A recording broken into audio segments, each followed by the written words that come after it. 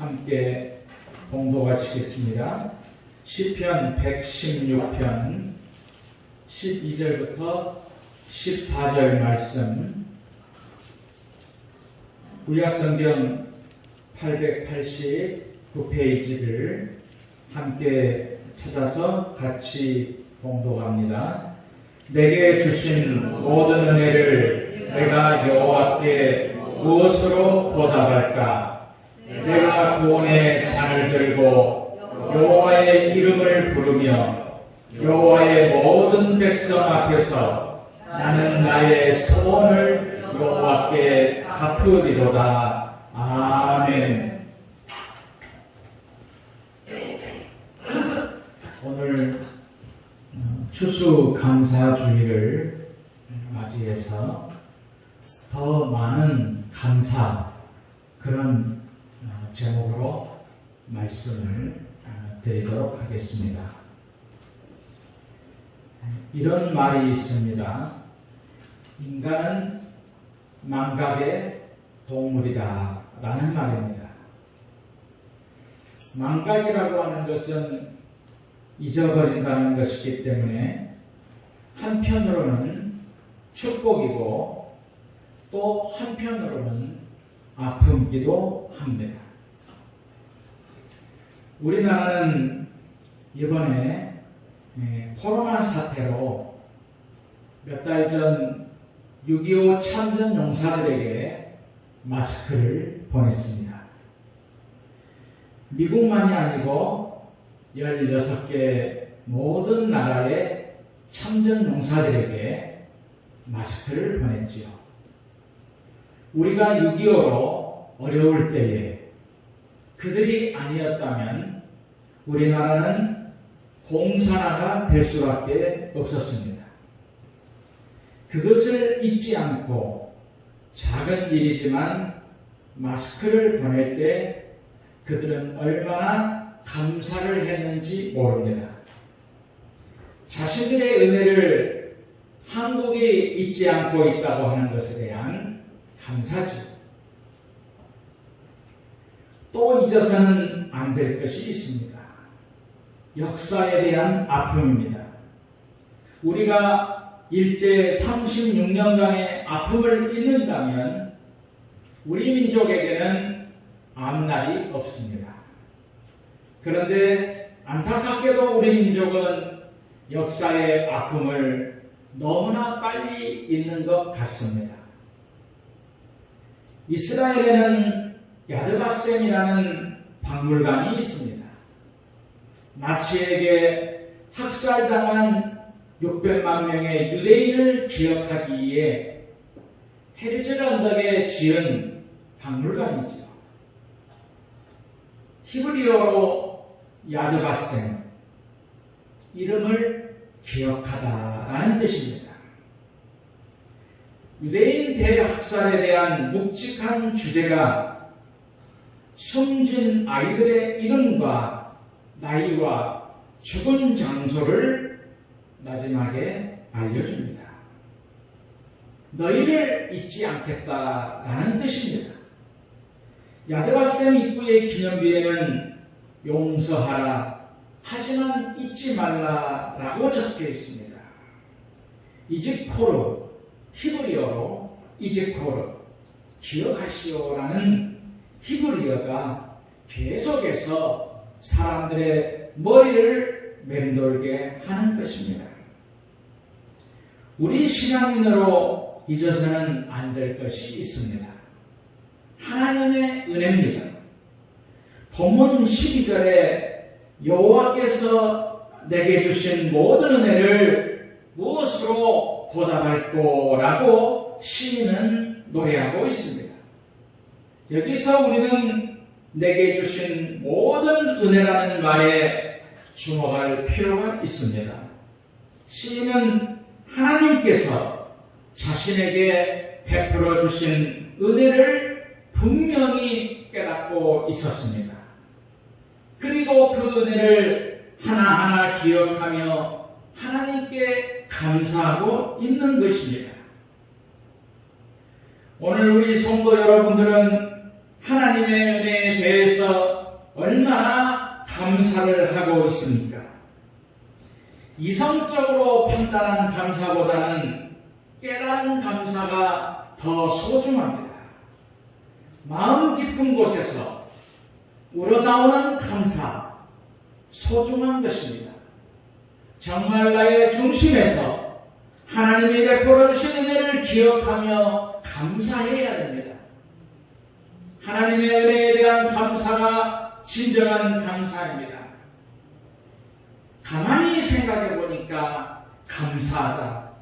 그것도 중요합니다. 그러나 정말 더 중요한 것은 마음에서 느껴지고 깨달아져서 느껴지는 감사가 있어야 되는 것입니다. 오늘 본문의 시인은 하나님께 기도하는 사람입니다. 이 짧은 시편 116편에서 시인은 여러 차례 자기가 기도하고 있음을 말하고 있습니다. 그리고 여러 차례 하나님께서 자신의 기도를 들으셨다라는 것을 간증하고 있습니다. 그렇습니다. 오늘 본문에 하나님께서 내 기도를 이렇게 들어주셨다. 하나님께서 내게 이렇게 역사하셨다. 그래서 내가 평생 동안 기도를 하겠다.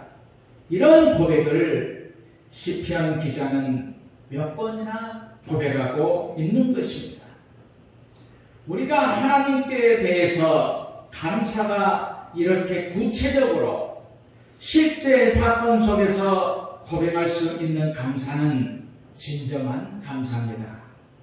왜냐하면 마음에서 우러나오는 감사를 드리고 있기 때문이죠. 그래서 감사를 깨닫는 것이 중요한 것입니다. 하나님은 나에게 어떤 분이신가? 하나님께서 내게 베풀어 주시는 은혜가 무엇인가? 하나님께서 나를 위해 무엇을 하고 계신가? 이런 사실들을 깨닫게 되면 우리는 마음속에서 저절로 우러나오는 감사를 드릴 수 있는 것입니다. 우리는 추수감사주의를 지키고 있습니다. 봄에 심어서 그 열매를 거두어서 먹을 수 있게 하시는 은혜가 얼마나 감사한가를 우리는 지금 느끼고 있는 것입니다. 사람에게 먹을 것이 있다는 것은 축복 중에 축복입니다. TV를 보면 모금을 하는 단체가 아프리카나 여러 나라에서 먹는 물이 없다고 간구하는 것을 우리가 봅니다. 먹을 음식이 없습니다. 이런 것을 보면서 모금을 하고 있지 않습니까? 우리는 과연 그런 광고를 보면서 마음에 어떤 생각이 드십니까? 우리도 그런 시절이 있었지요. 6.25 전쟁 직후에 굶주린 배를 움켜쥔 적이 불과 50년 전 일입니다. 얼마 전만 해도 우리나라는 가난했습니다. 그런데 지금은 먹을 것이 지천입니다. 먹는 것이 없어서 고생하신 분들은 없는 것 같습니다. 다만 얼마나 더 좋은 것을 먹느냐, 이게 문제지요. 상대적인 빈곤만 있을 뿐입니다. 먹을 수 있다는 것에 대해서 얼마나 감사를 하고 있는지 자신에게 물어보아야 됩니다. 식사를 할 때에 정말 감사하면서 먹어야 됩니다. 디모데후서 3장 1절에 내가 이것을 알라 말세에 고통하는 때가 이르느니 사람들은 자기를 사랑하며 돈을 사랑하며 자긍하며 교만하며 회방하며 부모를 거역하며 감사치 아니하며 라고 말씀하고 있습니다. 우리가 살고 있는 이 마지막 때에 사람들이 고통을 당하는 이유는 감사가 식어져 가고 있기 때문입니다. 지금 먹을 수 있는 것을 감사하는 것입니다. 그런데 소유하고 있는 것조차 감사를 하지 않고 우리는 살아가고 있습니다. 아니, 더 많이 가지지 않았다고 불평을 하는 그런 실정이지요. 그러니 행복의 우물물을 시원하게 마실 수가 없는 것입니다. 유대인들은 매년 절기를 지키라는 명령을 따라 지키면서 하나님께 감사를 드렸는데 출애굽기 23장 16절에 보면 맥주절을 지키라. 이는 내가 수고하여 밭에 뿌린 것에 첫 열매를 거둠이니라. 추장절을 지키라. 이는 내가 수고하여 이룬 것을 연말에 밭에서부터 거두어 저장함이라 라고 말씀을 하고 있습니다. 감사는 은혜를 아는 사람의 표시입니다. 감사는 하나님의 은혜를 알고 있다는 보답입니다. 그래서 감사를 할 때에는 기쁘게 해야 되는 것입니다. 기쁨이 없는 감사는 하나님의 뜻이 될 수 없습니다. 얼굴을 찌푸리며 감사를 한다면 어찌 감사가 될 수 있겠습니까? 감사는 기쁘고 즐겁게 해야 하는 것입니다. 다른 사람들과 비교해서 감사를 드려도 좋은 감사는 아닙니다. 하나님이 기뻐하는 마음으로 감사를 드리는 감사여야 하는 것입니다. 나의 나름은 하나님의 은혜입니다. 내 안에 있는 기쁨과 축복을 감사할 수 있어야 되는 것이지요. 감사는 내가 지금 하나님의 은혜를 소유하고 있다는 증거입니다. 은혜를 아는 자가 감사하지 아니할 수 없지요. 은혜 속에서 살고 있는 사람은 감사하지 않을 수 없습니다. 그러므로 감사는 내가 은혜 안에 지금 살고 있다는 증거입니다. 감사는 우리 그리스도인들에게 있어서 뛰는 맥박과 같습니다. 왜냐하면 성도는 언제나 은혜 속에서 살고 있기 때문입니다. 토리 박사는 성령으로 충만한 성도의 현저한 특징이 감사라고 말했습니다. 우리가 감사를 드린다는 것은 컵에 물을 넘치게 받아 흘러내리는 것과 같은 것입니다.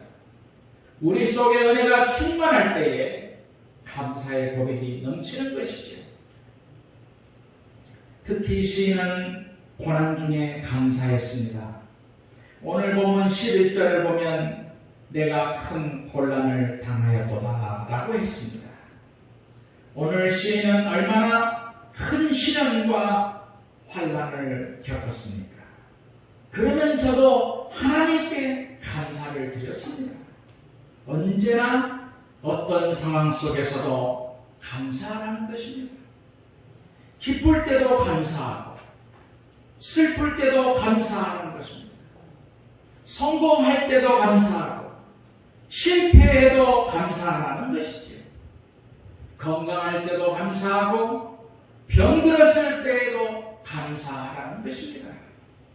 그런데 이런 것은 그렇게 쉬운 것은 아닙니다. 실제로 우리가 감사할 조건이 있을 때는 감사할 일이 그렇게 어렵지 않습니다. 그러나 우리가 살다 보면 감사할 수 없을 때가 훨씬 더 많지요. 감사보다도 원망과 불평이 나올 때가 많습니다. 문제는 그때도 감사할 수 있어야 한다는 성경의 말씀입니다.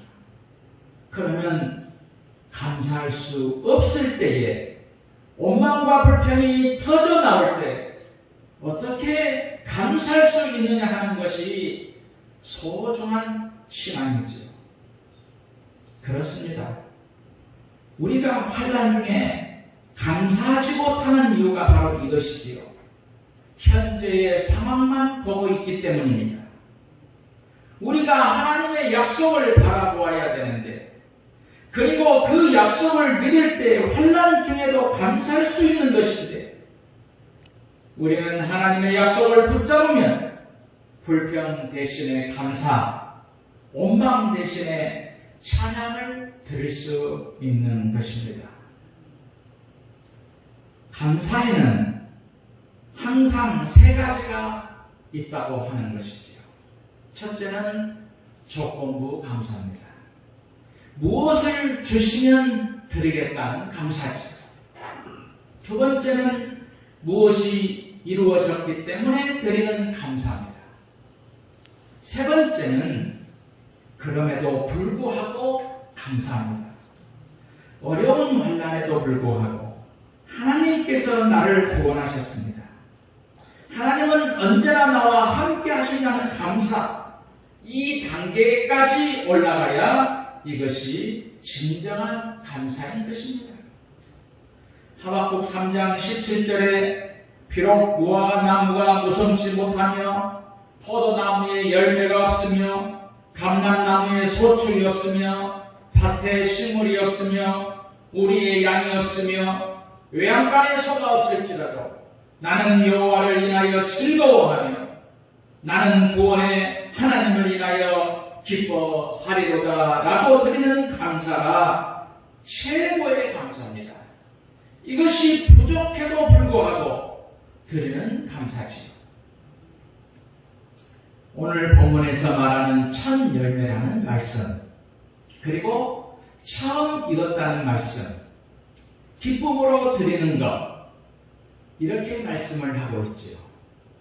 반대로 설립다는 말씀이나 첫 열매가 아닌 것, 억지로 드리는 것, 이렇게 우리는 반대로 생각해 볼 수가 있습니다. 그러므로 하나님 앞에 설립은 것으로 억지로 감사하는 자가 되지 말아야 되는 것입니다. 정말 잘 익은 것을 드리는 기쁨의 감사절이 되어야 됩니다. 그래서 첫 열매라고 말씀을 하고 있습니다.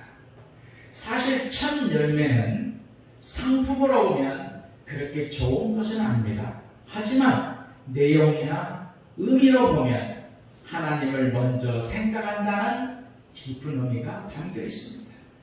그래서 우리가 처음 직장에 들어가서 받은 물질을 첫 열매로 드리는 것입니다. 하나님, 제가 이 직장에 들어와서 처음으로 월급을 받았습니다. 하나님의 은혜가 너무 큽니다. 감사합니다. 그래서 이것을 하나님께 드립니다. 그런 마음으로 첫 열매를 드리는 것입니다. 감사절에 첫 열매로 감사를 한다는 것은 다음과 같은 뜻이 있습니다. 첫 번째는 하나님의 은혜를 제일 먼저 생각한다는 의미가 있습니다. 두 번째는 이 열매를 거두게 하신 것은 하나님의 은혜 때문입니다. 세 번째는 그래서 저는 하나님에게 먼저 감사를 드립니다. 이런 뜻이 담겨져 있는 것이 첫 열매를 드리는 감사절입니다. 성경에 보면 바울과 실라가 매를 맞고 감옥에 갇혔습니다. 그럼에도 불구하고 하나님께 감사로 기도하며 찬양했습니다. 그때 감옥의 문이 흔들리고 옥문이 열렸습니다. 죄수들의 발에 묶인 쇠사슬이 풀어지는 기억이 일어났습니다. 바울과 실라의 감사의 기도를 하나님께 응답하신 것이지요. 오늘은 하나님께서 베풀어 주신 은혜를 감사의 마음으로 드리는 것입니다. 입술로 감사를 고백하고 물질로 감사를 드리고 이번 추수감사주일은 오늘 우리에게 하나님께서 베풀어 주신 말할 수 없는 은혜를 진심으로 감사하는 귀한 시간이 되시기를 주님의 이름으로 축원드립니다. 찬송